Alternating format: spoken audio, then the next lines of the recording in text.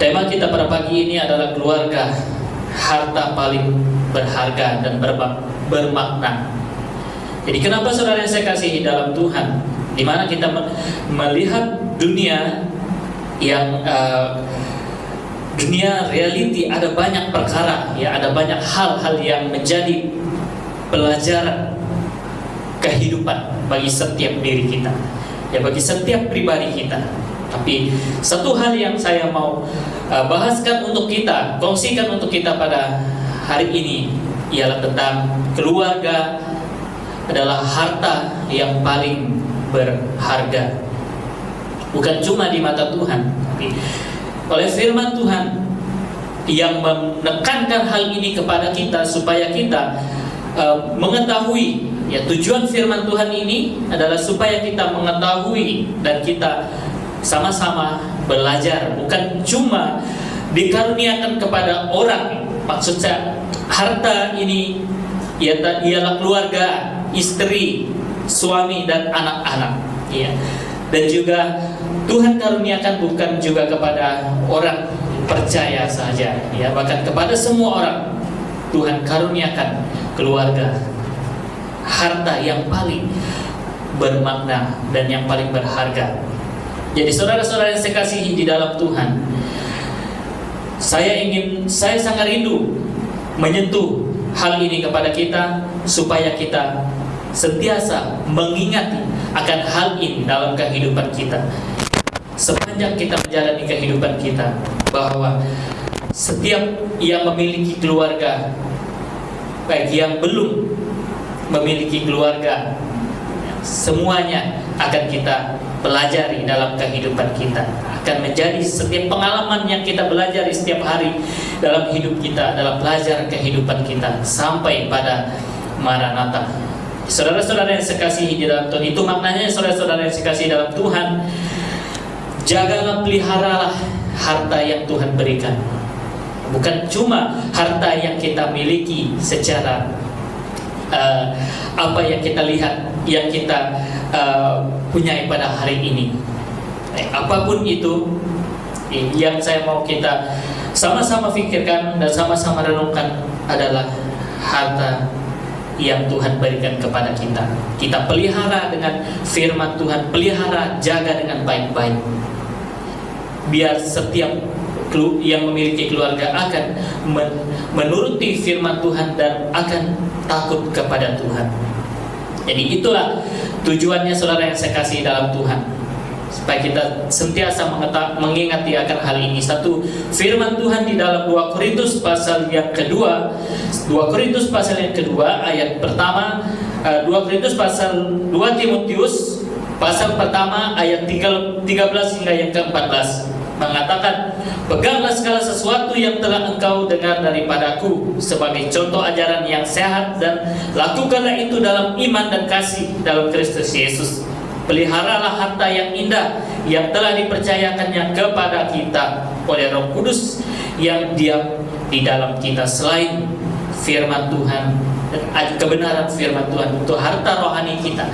Dan secara harta yang kita ingin sentuh ini adalah harta yang paling indah, lebih daripada emas, lebih berharga daripada emas yang tidak dapat kita nilai, diperhitungkan. Itu makanya saudara yang saya kasihi dalam Tuhan, selagi kita masih memiliki peluang untuk menjalani kehidupan bersama di dalam keluarga kita, marilah kita sama-sama memberikan tumpangan satu dengan yang lain pada keluarga kita masing-masing, supaya setiap apa yang kita lakukan selama kita menjalani kehidupan kita bersama, kalaupun ada di antara kita yang akan dipanggil, yang akan dipanggil oleh Tuhan untuk selama-lamanya, kita tentu akan sangat puas menjalani kehidupan bersama, karena kita sudah mengikati, menjalani satu kehidupan yang penuh dengan bermakna, sama-sama memelihara kehidupan keluarga kita yang siap untuk dibentuk, yang siap untuk dipulihkan oleh Tuhan pada akhir zaman ini. Saudara-saudara yang saya kasihi di dalam Tuhan, ini adalah surat yang kedua Rasul Paulus tuliskan kepada Timotius di dalam pelayanannya, bahkan kepada semua jemaat yang Timotius layani pada masa itu, supaya kebenaran firman Tuhan ini juga menjadi kekuatan, dorongan, serta pedoman bagi Timotius dan jemaat-jemaat Tuhan yang ada suatu itu. Jadi saudara-saudara yang saya kasih dalam Tuhan, salah seorang penulis, seorang hamba Tuhan yang bernama Jackson Pardomam, saya petikkan beberapa fakta makna yang penting di dalam penulisan dia adalah: menurut Anda, apa harta yang paling berharga dalam hidup Anda? Apakah emas, permata, atau uang?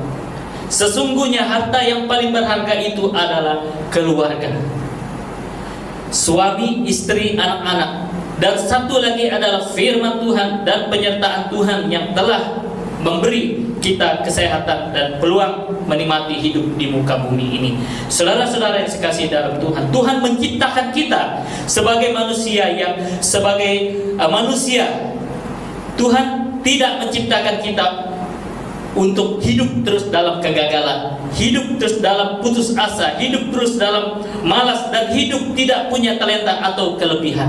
Tapi Tuhan menciptakan manusia itu memiliki kelebihan dan kekurangan yang semuanya saling melengkapi satu dengan yang lain. Karena itu firman Tuhan juga mengajarkan satu hal ini kepada kita, supaya kita saling memberi tumpangan kepada satu dengan yang lain. Dan jika terdapat juga di dalam Yakobus mengatakan, jika ada di antara kita yang kurang di dalam hikmat, marilah kita sama-sama membawa dia di dalam doa kita. Karena Tuhan, dan kita menyerahkan dia dalam tangan Tuhan, Tuhan yang punya segalanya, sumber hikmat bagi kita. Dan Tuhan pasti akan memberikan hikmat kepada orang yang lemah di antara kita. Ya, apabila ada orang yang mengalami kesulitan, Tuhan sudah mengatur. Jadi sebab itu kita melihat, di mana kita melihat orang-orang yang mengalami kesulitan, yang mengalami kesukaran, yang mengalami kekurangan di dalam hidupnya. Saudara-saudara, jemaat-jemaat Tuhan yang saya kasihi di dalam Tuhan, kita tidak perlu khawatir, kita tidak perlu bimbang, ya, karena Tuhan yang mengatur. Akan ada orang yang memberi perhatian ataupun prihatin terhadap kita, ataupun terhadap orang yang sangat memerlukan. Nanya Tuhan menolong mereka melalui orang lain. Tuhan menolong kita melalui orang lain. Demikianlah kita memelihara harta yang Tuhan berikan kepada kita. Lebih-lebih lagi sesama kita di dalam jemaat Tuhan. Kita ini diterapkan dalam kehidupan kita secara gerejawi pada hari ini, saudara yang saya kasih dalam Tuhan, supaya kita sama-sama memiliki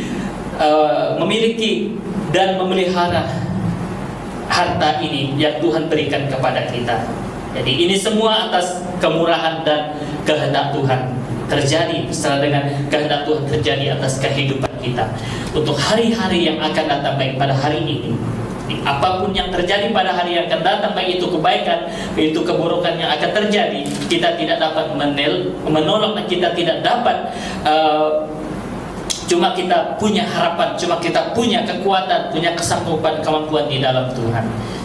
Tuhan menciptakan manusia untuk memiliki, setiap kita manusia untuk memiliki akal budi, ya, hikmat dan kebijaksanaan, kepintaran, talenta untuk melakukan segala sesuatu menurut kehendak Tuhan. Sebab itu kita melihat sesiapapun kita yang memiliki akal budi, hikmat dan kebijaksanaan, kepintaran, talenta untuk melakukan segala sesuatu, itu semua berkat kemurahan yang Tuhan berikan, yang Tuhan anugerahkan ataupun yang Tuhan karuniakan kepada setiap pribadi kita.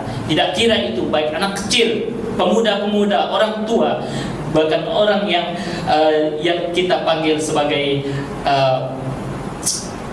warga emas, ya, Tuhan yang memberikan semua itu untuk kita menurut kehendak Tuhan sendiri. Jadi kenyataan yang ada saat ini adalah kita melihat kenyataan yang ada pada hari yang terjadi pada hari saudara yang saya kasih dalam Tuhan, lebih banyak manusia yang kurang bersyukur, yang tidak pandai bersyukur. Di mana kita melihat di dalam setiap di dalam bandar, di setiap bandar-bandar besar yang ada, ya, masih sempurna, masih memiliki tangan, kaki dan semuanya sempurna, lagi masih tidak kurang, tidak mau bersyukur di dalam kehidupannya. Karena apa saudara saya kasih dalam Tuhan? Karena tidak mengerti maksud yang Tuhan, harta yang Tuhan berikan dalam kehidupan kita. Jadi apapun saudara saya kasih dalam Tuhan, yang Tuhan berikan dalam kehidupan kita, kekurangan setiap pribadi yang Tuhan berikan hadir di dalam keluarga kita, terimalah dia dengan apa adanya. Karena itu yang Tuhan berikan dalam kehidupan kita. Banyak orang yang tidak dapat menerima yang kurang dari segi kesehatan, dari segi kecacatan dan sebagainya, bukan keluarganya. Di sebenarnya, di sebalik itu Tuhan memberikan itu supaya lewat yang kekurangan itu Tuhan akan mengajar, Tuhan akan memberikan, membentuk keluarga kita menjadi keluarga yang semakin hari semakin sempurna, semakin hari semakin memiliki perkembangan baik dari segi iman dan dari segi kepercayaan kepada Tuhan. Jadi saudara yang saya kasih dalam Tuhan, terimalah satu yang dengan yang lain dalam keluarga kita apa adanya, kekurangannya ampunilah satu dengan yang lain, kasihilah satu dengan yang lain di dalam keluarga kita. Lebih-lebih lagi sebagai suami istri yang dikasihi, yang disatukan dalam kasih Kristus, dalam kasih Tuhan. Itu bukan karena apa yang telah kita ciptakan, tetapi semuanya karena yang Tuhan ciptakan dari dulunya. Cuma Tuhan yang punya, yang menentukan apa yang kita pikirkan. Apapun yang kita pikirkan, belum tentu semua itu terjadi. Apapun yang kita rancangkan, belum tentu itu semua terjadi. Tapi karena Tuhan yang menentukan itu, pasti itu akan terjadi. Dalam apa yang kita pikirkan, kita berdoa dan berusaha, Tuhan pasti akan menentukan semuanya sesuai kehendak dan rencana Tuhan. Nah, seperti kita melihat daripada awal, daripada sewaktu kita masih kecil, saudara saya kasih dalam Tuhan, ya, alangkah indahnya kita sudah dipelajari oleh kehidupan yang arti tentang sebuah keluarga, yang yaitu harta paling berharga ini dalam kehidupan kita. Dan yang kedua, sejak kecil juga di mana kita menanam firman Tuhan itu di dalam hati, dalam kehidupan kita. Maka dalam kita akan menjadi dewasa, kita akan lebih mengenal apa sesungguhnya kehendak Tuhan dan mana yang tidak dikehendaki oleh Tuhan dalam perjalanan hidup kita di muka bumi ini. Jadi saudara-saudara, mintalah pertolongan Tuhan dalam segala hal, akan menguatkan, pasti Tuhan akan menguatkan kita dalam menjalani hari-hari yang semakin jahat ini, ya. Makin hari semakin mencabar, semakin hari semakin banyak rintangan, semakin hari semakin bertambah masalah yang kita alami dalam kehidupan kita. Jadi apakah kita harus fokus kepada semua yang terjadi itu, saudara yang saya kasih dalam Tuhan?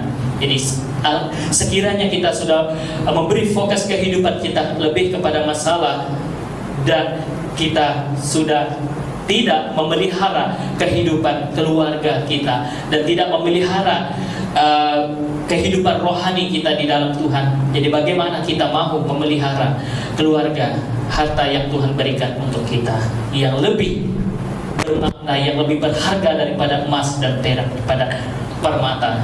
Jadi sejak itu, saudara yang saya kasih dalam Tuhan, kita minta pertolongan daripada Tuhan, agar Tuhan memberikan kita kekuatan, agar Tuhan memberikan kita kemampuan, dan Tuhan memberikan kita kemenangan di saat kita merasa ingin mengalah dan menyerah di dalam kehidupan kita. Doa tanpa usaha tidak ada hasil yang akan, buah yang akan kita miliki dan yang akan kita peroleh di dalam kehidupan kita. Maka dengan itu kita harus memiliki doa dan usaha, serta sentiasa memandang segala sesuatu itu sentiasa positif di dalam kehidupan kita, sesuai dengan apa yang firman Tuhan pelajarkan kepada kita, supaya kita jangan melihat keluarga orang lain. Jangan iri hati dengan keluarga orang lain. Jangan iri hati dengan kebaikan, iri hati dengan berkat yang orang lain sudah dapat dalam kehidupan mereka. Jadi kita, saudara yang saya kasih dalam Tuhan, sama-sama belajar di dalam arti kehidupan keluarga yang Tuhan berikan untuk kita. Lebih-lebih lagi dalam gereja, setiap gereja yang ada, ya. Inilah yang kita belajar tetap bersatu di dalam Kristus. Kita tetap jadi satu tubuh di dalam Kristus. Bagaimanapun, seperti mana firman Tuhan mengatakan, di mana kita akan melihat orang, akan keluarga yang lain akan bersedih, kita turut bersedih. Berduka cita, kita turut berduka cita. Bersuka cita, kita turut bersuka cita. Dan lebih-lebih lagi dalam hal yang semakin membahagiakan, kita pun akan sama-sama turut bahagia. Jadi kebahagiaan yang kita akan perolehi dalam kehidupan kita hanya di dalam Yesus Kristus. Kebahagiaan yang sejati, kebahagiaan yang sesungguhnya hanya kita dapat peroleh dalam Yesus Kristus. Ya. Sekiranya kita akan mendapat kebahagiaan daripada pasangan ataupun daripada anak, daripada sesiapapun di sekeliling kita, tanpa kita melihat kebahagiaan yang ada di dalam Kristus, tidak mungkin kita dapat memiliki kebahagiaan yang indah, yang sempurna itu. Jadi saudara yang saya kasih dalam Tuhan, kebahagiaan itu cuma kita dapat di dalam Yesus Kristus. Karena apabila kita menaruh kebahagiaan kita kepada seseorang, apabila kita melihat kelemahan orang itu, jadi hancurlah harapan, hancurlah rasa bahagia kita. Jadi saudara yang saya kasih dalam Tuhan, taruhlah harapan kebahagiaan kita di dalam Kristus. Kebahagiaan keluarga kita cuma ada di dalam Kristus. Taruhlah semua itu di dalam Kristus. Jadi dengan caranya saudara yang saya kasih dalam Tuhan, sentiasalah meminta pertolongan kepada Tuhan. Hanya Tuhan, daripada Tuhan, hanya Tuhan yang mampu memberikan kebahagiaan itu kepada kita. Untuk sebagai ayat tambahan yang saya ambil di sini, itu dalam Amsal pasal 16, Amsal 16 ayat 8 hingga 9 menuliskan, lebih baik penghasilan sedikit disertai kebenaran daripada penghasilan banyak tanpa keadilan. Hati manusia memikirkan jalannya, tetapi Tuhanlah yang menentukan arah langkahnya. Inilah yang saya maksudkan tadi, saudara saya kasih dalam Tuhan, seperti mana yang dimaksudkan dalam Amsal ini.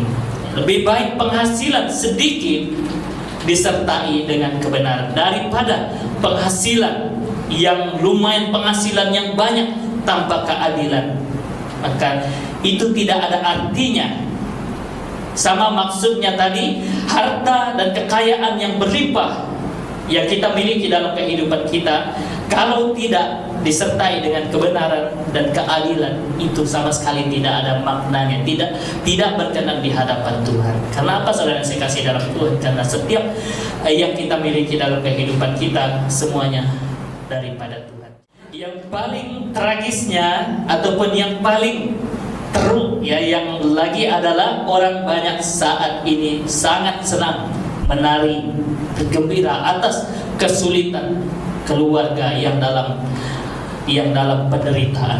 Jadi apakah ini kebahagiaan yang cara kita pelihara keluarga yang Tuhan berikan kepada kita, saudara yang saya kasih dalam Tuhan? Sama sekali tidak, saudara yang saya kasih dalam Tuhan. Karena apa? Karena kita sepatutnya apa yang orang lain hadapi, kita akan sama-sama memberikan tumpangan tangan satu dengan yang lain. Saat orang bersenang, kita bersenang. Saat orang bersuka cita, kita bersuka cita. Dalam apapun cara kita menjalani kehidupan kita, ya. Dan manusia yang suka egois dan mau senang sendiri adalah manusia yang terserang virus bahaya. Jadi apakah virus yang dimaksudkan oleh penulis hamba Tuhan ini tadi, saudara saya kasih dalam Tuhan, adalah virus SMOS, yaitu senang melihat orang susah dan susah melihat orang senang. Sekarang manusia cenderung tidak peduli lagi dengan orang-orang di sekitarnya. Mereka merasa paling hebat, paling kaya, dan selalu ingin menerima penghargaan dan penghormatan. Bukankah Tuhan, firman Tuhan yang mengajarkan kepada kita Kalau kita mau orang lain akan sama-sama merasa hormat, keluarga kita merasa hormat kepada kita, marilah kita sama-sama melakukan hal yang baik, hal yang Tuhan ajarkan kepada kita menurut kebenaran firman Tuhan, keadilan firman Tuhan. Maka Tuhan sendiri yang akan mengadil, dan Tuhan sendiri yang akan memberikan kerinduan dan membuka setiap hati orang di sekeliling kita. Maka secara kehendak dengan rencana Tuhan itu akan terjadi di dalam kehidupan kita, saudara sekasih dalam Tuhan. Jadi bukan berarti kita tidak mau dihormati, tidak mau dihargai dalam kehidupan kita. Semua manusia ingin puji-pujian, ingin penghargaan, ingin diberi nilai yang baik, lebih-lebih lagi ingin penghormatan itu. Tetapi apakah dengan cara yang seperti mana yang saya katakan sebentar tadi, dengan cara yang salah itu? Tidak, saudara yang saya kasih dalam Tuhan. Ya, mari kita sama-sama melakukannya sesuai dengan firman Tuhan dalam kehidupan kita. Salah satu cara yang paling benar adalah sesuai dengan firman Tuhan. Setiap yang kita lakukan sesuai dengan firman Tuhan. Peliharalah keluarga kita dan saudara-saudara kita dengan firman Tuhan. Hanya itu makanan rohani kita, makanan roh kita, ya, yang dapat mengenyangkan roh kita. Dan kita harus benar-benar menyadari bahwa harta paling berharga, yang paling indah dalam hidup kita adalah keluarga. Harta paling berharga ini harus kita jaga dengan baik-baik selama kita menjalani kehidupan kita, supaya keluarga kita mereka akan takut, dan sama-sama kita takut kepada Tuhan. Jadi takut akan Tuhan ini salah satunya bermulanya kehidupan yang baru, yang dipulihkan oleh Tuhan, yang diberkati oleh Tuhan. Cara yang Tuhan lakukan dalam kehidupan kita. Kesungguhan kita membawa keluarga agar sentiasa ada di jalan Tuhan adalah harta tidak ternilai harganya. Itu adalah kesungguhan kita sendiri, kesetiaan kita, ketaatan kita, dan ketekunan kita membawa keluarga kita meski berbagai rintangan yang akan kita lalui dalam kehidupan kita. Tetap kita membawa keluarga kita semakin hari semakin dekat dengan Tuhan. Jauhkan egois, jauhkan rasa benci, jauhkan rasa iri hati, jauhkan rasa amarah itu di dalam hati kita. Karena itu tidak selayaknya hadir di dalam hati kita sebagai orang yang percaya kepada Tuhan. Marilah kita sama-sama memiliki sikap hidup yang sentiasa lemah lembut, sentiasa memberikan kesenangan, sentiasa memberikan kebahagiaan kepada keluarga kita dengan sikap sifat hidup kita yang dapat menyenangkan hati sesama keluarga kita. Maka orang lain sendiri akan rasa diberkati lewat kehidupan keluarga kita. Jadi bentuklah keluarga yang sentiasa menyinari, yang sentiasa mencurahkan rasa sentiasa bersyukur kepada orang lain. Saudara-saudara yang saya kasih dalam Tuhan, yaitu lewat apa yang kita lakukan kepada Tuhan dalam hidup kita, yaitu cinta dan kasih sayang kita terhadap sesama manusia. Itu harus ada di dalam hati kita sebagai manusia. Cinta dan kasih sayang itu tidak dapat dipisahkan daripada hati kita sebagai orang yang percaya. Seperti mana Yesus Kristus, Dia berkorban untuk kita, demikianlah kita. Dia berkorban untuk jemaat Tuhan, demikianlah kita sebagai manusia yang hidup pada hari ini. Kita berkorban sesama dengan yang lain, ya. Meskipun kita melihat betapa susahnya kita menjalani kehidupan pada hari ini tanpa memiliki harta kekayaan, harta yang dapat membangkitkan kehidupan kita, ya, yang dapat menyenangkan hati kita, tetapi itu cuma milik kita sementara, Jadi yang kita akan kekal itu adalah hidup kita di dalam Tuhan, hidup di dalam Yesus Kristus, itu yang kekal. Seperti mana seorang hamba Tuhan bila dia melihat ada orang yang di dalam meskipun pada mulanya dia yang memulakan perbuatan itu, yaitu perbuatan yang tidak benar, perbuatan yang tidak baik. Tetapi pada akhirnya bila dia melihat wajah Yesus yang datang kepadanya, juru selamat yang datang kepadanya, dan hatinya terbuka kepada Tuhan Yesus, dan dia jual segala harta miliknya dan dia kembalikan kepada orang-orang yang pernah dia rampas harta mereka. Jadi itulah satu kesadaran yang terjadi dalam kehidupan seorang pengikut Yesus Kristus pada suatu ketika. Jadi itu juga yang kita rindukan terjadi di dalam kehidupan kita, saudara yang saya kasih dalam Tuhan.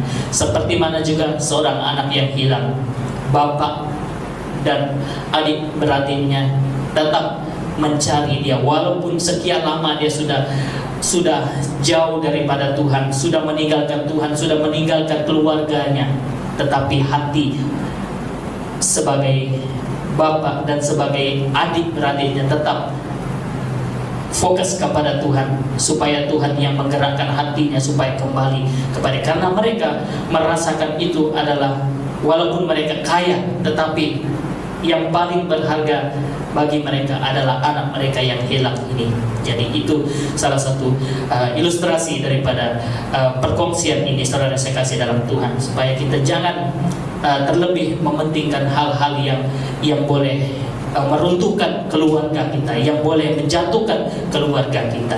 Jadi seimbangkanlah itu di dalam kehidupan kita, maka semuanya berjalan seiringan. Ya, kesenangan berjalan, kesenangan pribadi kita berjalan, kesenangan kebahagiaan keluarga kita, kebahagiaan kita di dalam Tuhan. Jadi peliharalah hati yang sentiasa terbuka di hadapan Tuhan dan sesama kita dengan yang lain. Cinta dan kasih sayang untuk pelihara dalam kehidupan kita masing-masing. Jangan terlalu mudah putus asa. Kalau hari ini ada kekuatan dalam doa dan kesungguhan kita berdoa setiap hari, tantangan seperti apapun pasti akan kita hadapi dengan penuh sukacita, karena kita percaya lewat doa kita Tuhan pasti akan bercampur tangan, Tuhan pasti akan memberikan pertolongan kepada kita. Walaupun bukan dengan cara yang secara langsung, tetapi hari-hari yang akan datang Tuhan pasti akan menyatakan pertolongannya itu dalam kehidupan kita. Dan itu semua adalah yang harus kita lakukan dalam kehidupan kita, supaya kita semakin hari semakin mengerti, walaupun dunia ini semakin hari semakin jahat, kita tetap semakin hari semakin tetap memelihara kasih dan sayang terhadap keluarga kita di dalam Yesus Kristus Tuhan kita. Sama juga kita memelihara sesama kita, jemaat Tuhan, yang semua jemaat Tuhan yang dikasihi, pelayan-pelayan Tuhan yang dikasihi. Mari kita sama-sama berjalan seiringan untuk melakukan dan untuk sama-sama untuk membangun satu dengan yang lain dalam kehidupan kita.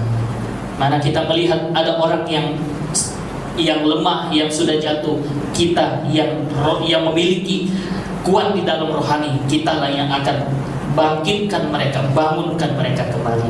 Karena itu yang perintah yang ada di dalam firman Tuhan untuk kepada kita sebagai satu keadilan, kebenaran untuk kita menjalani kehidupan kita di hari-hari yang semakin hari semakin jahat ini.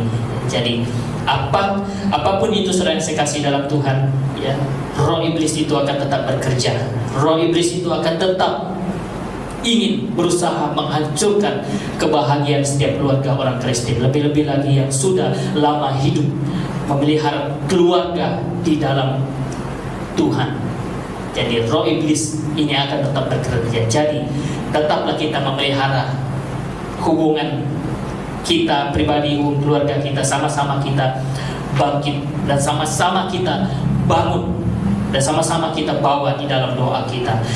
Cuma hanya doa dan usaha kita di dalam Tuhan, kita dapat sama-sama mempersiapkan diri kita untuk selalu menerima didikan Tuhan dan jadikan didikan Tuhan itu harta yang paling indah dan berharga. Bersyukur dan selalu berdoa kepada Tuhan agar selalu diberi hikmat dan kebijaksanaan dalam menghadapi segala permasalahan. Jadi saudara-saudara yang saya kasih dalam Tuhan, jemaat yang saya kasihi di dalam Tuhan, baik kita sama-sama mengampuni satu dengan yang lain di dalam keluarga kita.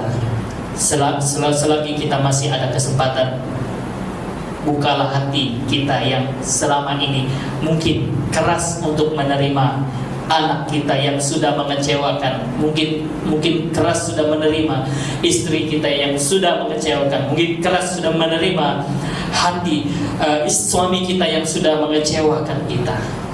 Saya percaya firman Tuhan yang kita belajar pada hari ini dapat memberikan didikan dan memberikan dukungan, memberikan dorongan kepada kita supaya kita bangkit, supaya kita bangun, supaya kita sadar bahwa hidup kita sudah jatuh, bahwa hidup kita sudah jauh daripada Tuhan. Saudara-saudara yang sekasih dalam Tuhan, inilah firman Tuhan yang saya kongsikan untuk kita. Kita sama-sama menjalani kehidupan kita setia, taat kepada Tuhan dalam hidup kita, memelihara keluarga, memelihara iman kita di dalam Tuhan.